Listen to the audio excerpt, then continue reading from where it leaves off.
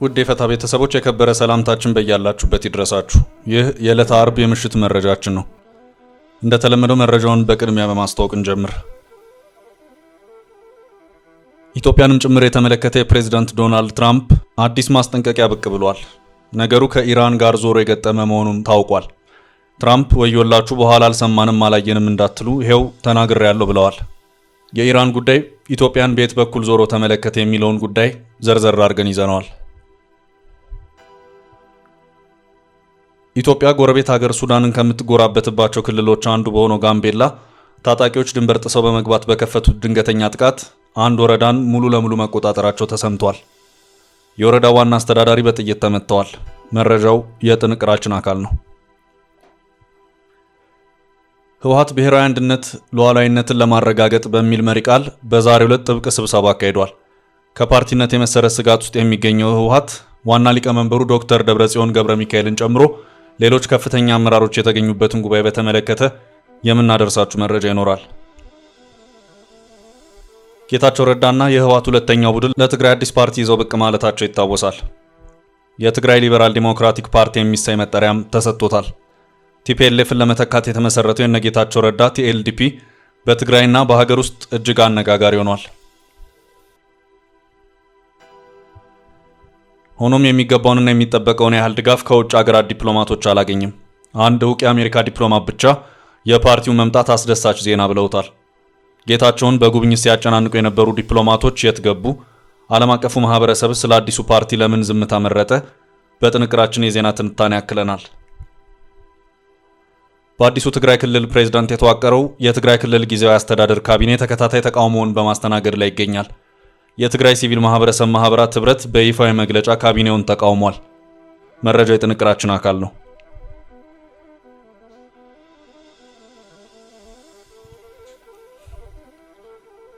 በጥንቅራችን የሚለቀቁት ዕለታዊ መረጃዎች በየጊዜው እንዲደርሷችሁ ቻናላችንን ላይክ፣ ሼር እና ሰብስክራይብ በማድረግ ቤተሰባችንና አጋራችን ይሁኑ የቅድሚያ መልእክታችን ነው። ወደ ዝርዝሩ አለፍን።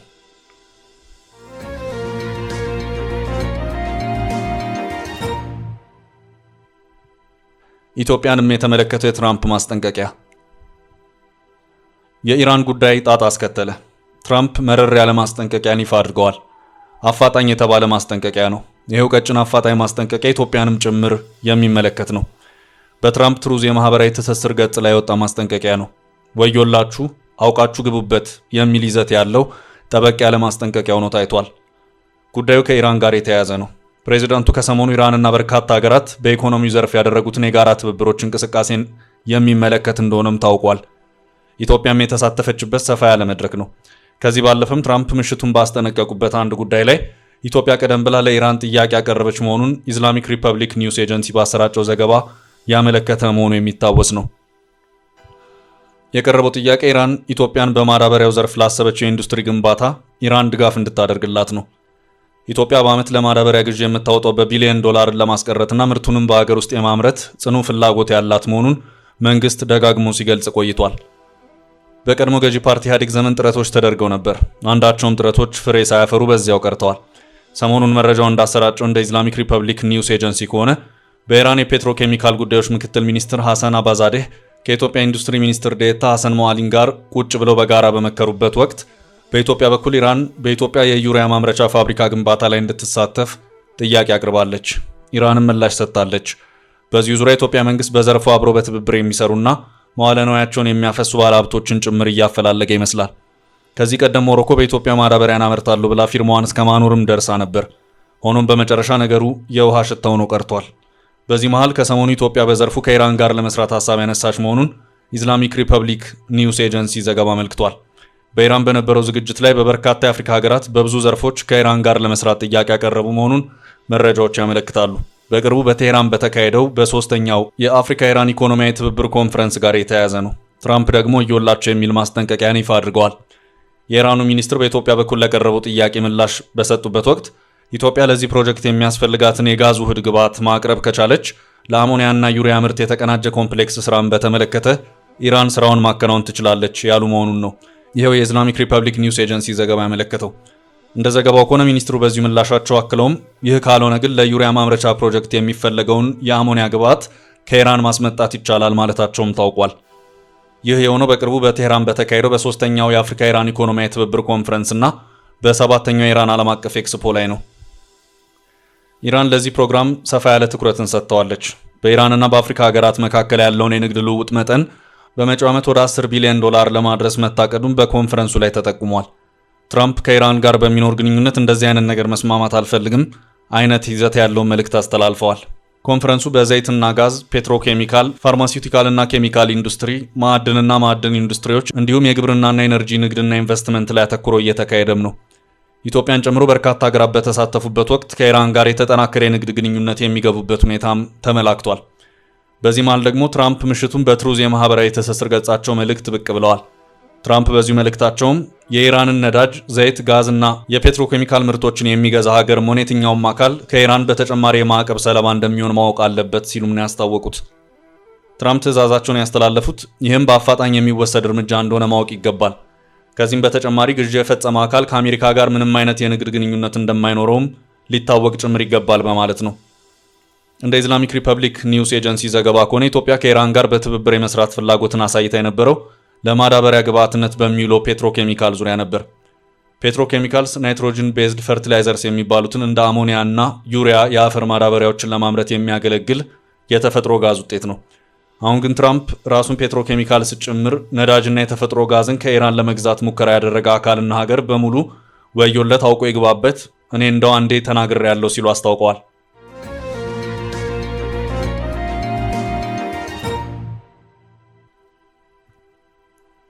በቀጣይ ርዕሳችን ድንገተኛ የድንበር ጥቃት።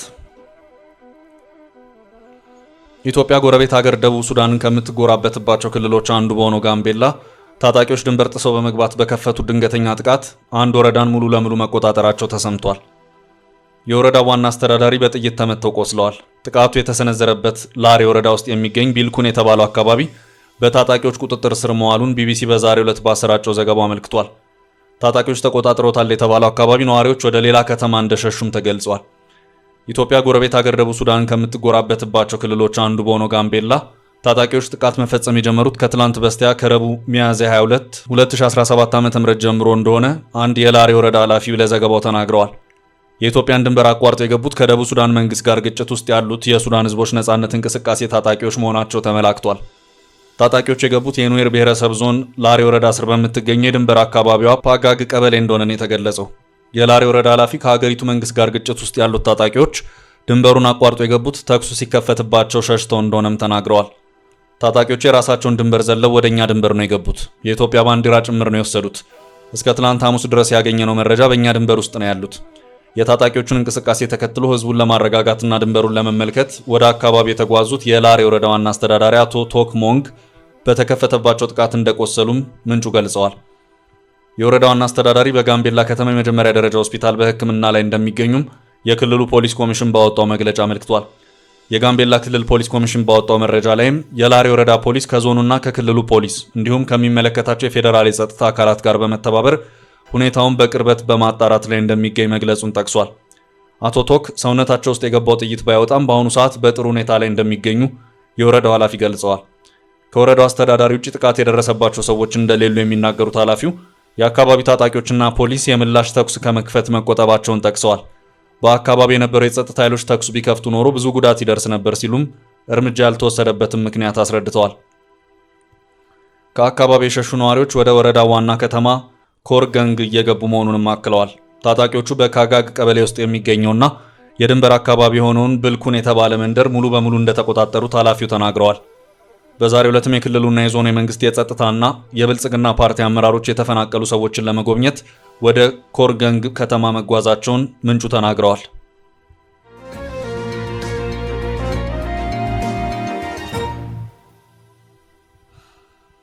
በቀጣይ ርዕስ የነ ደብረጽዮን የዛሬው ምክር።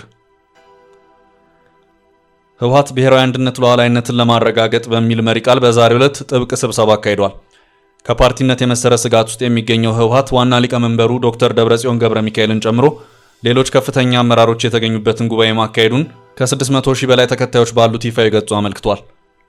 በዛሬው ጉባኤ የህወሓት ሊቀመንበር ደብረጽዮን ገብረ ሚካኤል፣ የህወሓት ምክትል ሊቀመንበር ፈትለወርቅ ገብረ እግዚአብሔር እንዲሁ ሌላኛው ምክትል ሊቀመንበር አቶ አማኑኤል አሰፋ መገኘታቸውን የተገለጸው። ምርጫ ቦርድ የህወሓትን ህጋዊነት ሰርዛለሁ ያለበት ቀነ ገደብ ሊጠናቀቅ ከ10 ቀናት ያነሰ ጊዜ በቀረው በአሁኑ ሰዓት የተካሄደው ጉባኤ እያነጋገረ ነው።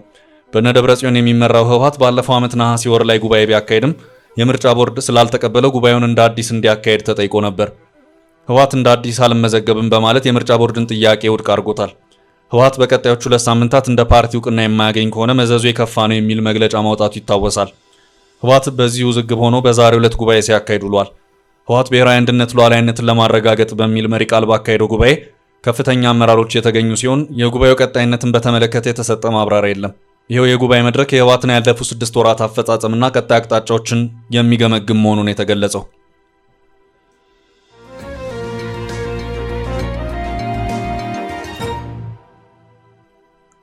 በሌላ መረጃ የጌታቸው አዲሱ ፓርቲ የተጠበቀውን ያህል ትኩረት ከዲፕሎማቶች ሳያገኝ ቀርቷል። አሜሪካዊ ዲፕሎማት ቲቦር ናጊ ፓርቲውን አወድሰዋል። 50 በመቶ የዲያስፖራ ድጋፍ ሲታይ 30 በመቶ ጌታቸውን በክህደት ፈርጀዋል። ጌታቸው ረዳና የህወሓት ሁለተኛው ቡድን ለትግራይ አዲስ ፓርቲ ይዘው ብቅ ማለታቸው ይታወሳል። የትግራይ ሊበራል ዴሞክራቲክ ፓርቲ የሚሰኝ መጠሪያም ተሰጥቶታል። ቲፒኤልኤፍን ለመተካት የተመሰረተው የነ ጌታቸው ረዳ ቲኤልዲፒ በትግራይና በሀገር ውስጥ እጅግ አነጋጋሪ ሆኗል። ሆኖም የሚገባውንና የሚጠበቀውን ያህል ድጋፍ ከውጭ ሀገራት ዲፕሎማቶች አላገኘም። አቶ ጌታቸው ረዳ በቀድሞ ኢህአዴግ ዘመን ኮሚኒኬሽን ሚኒስትርነትም ሆነ በሁለት ዓመቱ የትግራይ ጦርነት እንዲሁም በጊዜው አስተዳደር ስልጣናቸው በበርካታ ዲፕሎማቶች የሚሰሙ መልካም የሚባል ግንኙነት ከዓለም አቀፉ ዲፕሎማቲክ ማህበረሰብ ጋር የመሰረቱ ፖለቲከኛ ናቸው። ህወሓትን ለመታገል የፈጠሩት አዲስ ፓርቲ በዚህ ተጽዕኖና መልካም ግንኙነት በኩል ይጮህለታል ተብሎ ይጠበቅ ነበር። በጌታቸው ረዳ ጊዜያዊ ፕሬዝዳንት ዘመን ወደ መቀሌ ሲመላለሱ የነበሩ በርካታ ዲፕሎማቶች ለአቶ ጌታቸው ፓርቲ የዝምታ መልስ መርጠዋል። አንድ በአፍሪካ ጉዳይ ጉልህ ሚና ያላቸው ዲፕሎማት ግን አዲሱን ፓርቲ እንኳን ደህና መጣ ብለውታል። የቀድሞ የአሜሪካ ስቴት ዲፓርትመንት የአፍሪካ ጉዳዮች ምክትል የነበሩት አምባሳደር ቲቦር ናጊ የጌታቸው አዲስ ፓርቲ መምጣትን አስደሳች ሲሉ ገልጸውታል። ቲቦር በኤክስ ማህበራዊ ሚዲያ ይፋ ገጻቸው ላይ ባሰፈሩ መልእክት የቀድሞ የትግራይ ጊዜያዊ አስተዳዳሪ የነበሩት አቶ ጌታቸው ረዳ አዲሱን የትግራይ ሊበራል ዴሞክራሲያዊ ፓርቲ ሲመሰርቱ ማየት አስደሳች ነው። እንዲህ አይነት እርምጃ የማይታሰብ ነበር ብለዋል። ዲፕሎማቱ አክለው ህዝባዊ ወያነ ሓርነት ትግራይ የትግራይን የፖለቲካ ህይወት በሙሉ በብቸኝነት የያዘ ቡድን ነው። አሁን የተቀናቃኝ ውድድር መኖሩ ጥሩ ነው ብለዋል። አሜሪካዊው አንጋፋ ዲፕሎማት የጌታቸውን አዲስ የፓርቲ ምስረታ በበጎ የተመለከቱ የመጀመሪያው የውጭ ሰው ሆነዋል። ምዕራባውያን ለመድብለ ፓርቲ ስርዓት የጸና ድጋፍ ያላቸው ቢሆኑም ሌሎች የውጭ ዲፕሎማቶችና ዓለም አቀፉ ማህበረሰብ አካላት ግን ስለ ትግራይ ሊበራል ዲሞክራቲክ ፓርቲ ሐሳባቸውን ከማካፈልም ተቆጥበዋል። ለዚህ ብዙ ምክንያቶች ሊጠቀሱ ይችላሉ። የመጀመሪያው የፕሪቶሪያ ስምምነትን ለማስጠበቅ ሲሆን ጌታቸውን ከወንበር ገፍቶ ወደ ስልጣን የመጣውን ህወሓት ላለማስቀየም ይመስላል። በትግራይ ሌላ ተቀናቃኝ ኃይል ህወሓት ላይ መነሳቱን ምዕራባውያኑ ደግፈው ቢያራግቡ በሰላም ስምምነቱ ላይ አሉታዊ ተጽዕኖና ውጤት እንዳይመጣ ከማጤን የመጣ ዝምታ ሊሆን ይችላል። ከዚህ ቀደም በተለይ አውሮፓ ዲፕሎማቶች በትግራይ ጉዳይ ሳይጠየቁ ብዙ የሚናገሩ መሆናቸው ይታወቃል። የአሁኑ ዝምታና አስተያየት አባልነት ታዲያ ምናልባትም ለአቶ ጌታቸው ጭምር ግራ ሳይሆን አይቀርም። የዲፕሎማቲክ ማህበረሰቡ ከጀርባ ድጋፍ አልሰጠም ለማለት ግን አያስደፍርም። ሌሎቹ ቲቦር በአዲሱ ፓርቲ ላይ ዲፕሎማቶች ሀሳብ አለመስጠት ሌላው የሚያመለክተው በትግራይ ጉዳይ አዲስ ፓርቲ መመስረት አሁን ላይ የዓለም አቀፉ ማህበረሰብ ትኩረት አለመሆኑን ነው። ሌላኛው ምክንያት የጌታቸው ፓርቲ ምስረታ ገና ወር ያልሞላውና ይፋዊ እንቅስቃሴውም ከስሙ ጭምር በምርጫ ቦርድ ብዙ የሚቀረው ነገር በመኖሩ ዲፕሎማቶቹ ጊዜ እየጠበቁ ይሆናል። አምባሳደር ቲቦር በህዝብ ፕላትፎርም ጌታቸውንና አዲሱን ፓርቲ መቀበላቸው ግን በአዲሱ የትራምፕ አስተዳደር ባላቸው ተጽዕኖ የነጌታቸው ፓርቲ ከአሜሪካ ዲፕሎማቲክ ድጋፍ ሊያገኝ እንደሚችል ያመላከተ ነው። አቶ ጌታቸውና አጋሮቻቸው የቲኤልዲፒ ፓርቲን ምስረታ ይፋ ያደረጉት ባለፈው ሳምንት ማክሰኞ ዕለት ነበር። ይህንን ተከትሎ በትግራይ ዲያስፖራ በኩል ያለውን አቀባበል ከፈታ ዴሊ ለመዳሰስ ሞክረናል። በማህበራዊ ሚዲያዎች ከተሰጡ አስተያየቶች የዲያስፖራ አቀባበል በግማሽ መልካም ሆኖ ታይቷል።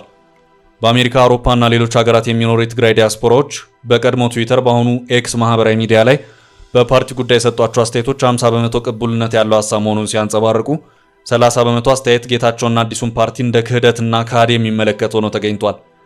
ለለውጥ ተስፋ ያደረጉ በተለይም ወጣት የሆኑ የትግራይ ተወላጆች የነጌታቸውን አዲስ አመጣጥ ሲቀበሉ ለነባሩ ህወሓት ታማኝነት ያላቸውና የጌታቸውን በጠቅላዩ መሾም የተመለከቱ አዲሱ ፓርቲን የጠቅላይ ሚኒስትር አብይ ህወሓትን የማጥፋት አጀንዳና አካሄድ አድርገው ተመልክተውታል። ጌታቸውን የጠቅላዩ መሳሪያ ትግራይን የከዳ ሲሉ ከበድ ያሉ አስተያየቶች ተሰንዝረዋል። ዩኤምዲ ሚዲያ የሚሰኝ የትግራይ ሚዲያ የፓርቲው ምስረታ በክልል ወጣቶች ዘንድ መነቃቃት የፈጠረ ነው ሲል በርካታ ዘገባዎች አሰምቷል። ሆኖም ሚዲያው ፓርቲው ለእውነተኛ ለውጥና መድብለ ፓርቲ የመጣ ነው ወይስ የጌታቸው ህወሓትን የመጣል ስትራቴጂ ብቻ ነው ሲል ጥያቄም አንስቷል። ከትግራይ ዲያስፖራ በማህበራዊ ሚዲያ አስተያየት ከሰጡ መሃል 20 በመቶ የሚሆኑት የተቀላቀለ ስሜት በፓርቲው ምስረታ ላይ እንደተሰማቸው የገለጹ ሲሆን በርካቶች መከፋፈል እንደማይጠቅም ትግራይ ወደ አንድነት እንድታመራ መክረዋል። የሚሆነውን እስኪ እናያለን፣ ነገሩን ጊዜ ግለጸው ያሉ እዚህ የሚመደቡ ናቸው።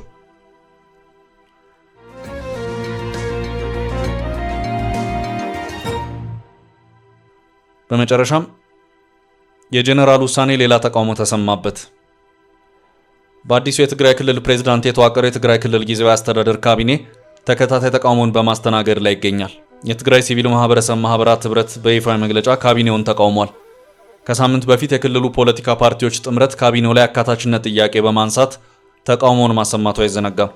በአዲሱ ካቢኔ ላይ ትችት ያቀረቡት ሳልሳይ ወያነ ትግራይ፣ ባይቶናና አረና ፓርቲዎች በአዲሱ የትግራይ ክልል ጊዜያዊ አስተዳደር ፕሬዝዳንት በሌተናል ጀነራል ታደሰ ወረደ ባለፈው የተዋቀረው ካቢኔ አካታች ጊዜያዊ አስተዳደር እንዲኖር የሚያዘውን የሰላም ስምምነት የሚጥስ ነው ሲሉ ነበር የተቃወሙት። በዛሬው ዕለት የተጋራ ሌላ መረጃም የትግራይ ሲቪል ማህበረሰብ ማህበራት ህብረት ይህን የፓርቲዎችን ተቃውሞ ማስተጋባቱን አመልክቷል። ጥምረቱ ባወጣው መግለጫ የትግራይ ፖለቲካ ምህዳር በመበላሸቱ ምክንያት በአገር ውስጥና ከአገር ውጭ የሚኖር የትግራይ ተወላጅ አንድነት ላይ ሳንካ ፈጥሯል ብሏል።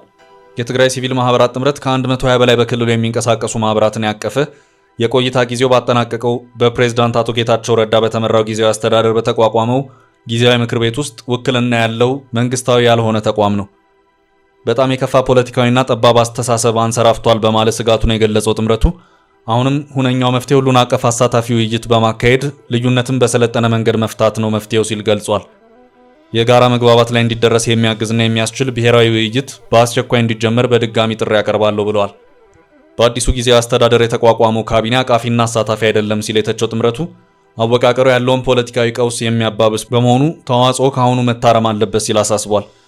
በነባሩ ጊዜያዊ አስተዳደር የተቋቋመው ጊዜያዊ ምክር ቤት አዲሱ ጊዜያዊ አስተዳደር እንዲያስቀጥለውና የህዝብንና የሀገርን በጀት በታለመለት ስራ ላይ እንዲውል የመቆጣጠር ስልጣኑን እንዲወጣ ይፈቀድለት ብሏል። ቻችን ለዛሬ ያዝንላችሁን ርዕሰ ጉዳዮች እዚህ ላይ ቋጨን። ላይክ፣ ሼር እና ኮሜንት በማድረግ ለቻናላችን ድጋፋችሁን መግለጽ እንዳትዘነጉ እያልን ከሌሎች መረጃዎች ጋር ደግመን እስክንገናኝ ቸር ያሰማን ስንል ተሰናበትን።